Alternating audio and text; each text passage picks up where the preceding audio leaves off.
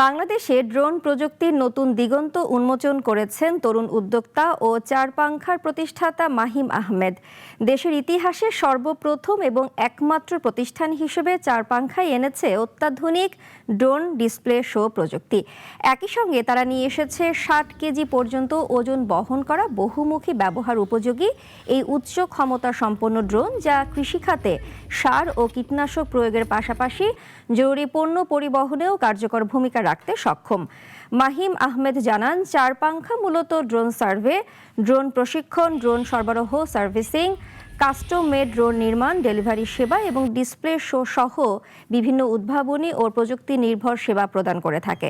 আমরা চেষ্টা করেছি যে একটা বড় ডিজিটাল ডিসপ্লে এনে, যেহেতু এটা বাংলাদেশের প্রথম আসছে, সো এটা এক্সিকিউট করতে গেলে আমাদেরকে অনেক কিছু চিন্তা ভাবনা করে এক্সিকিউট করতে হচ্ছে।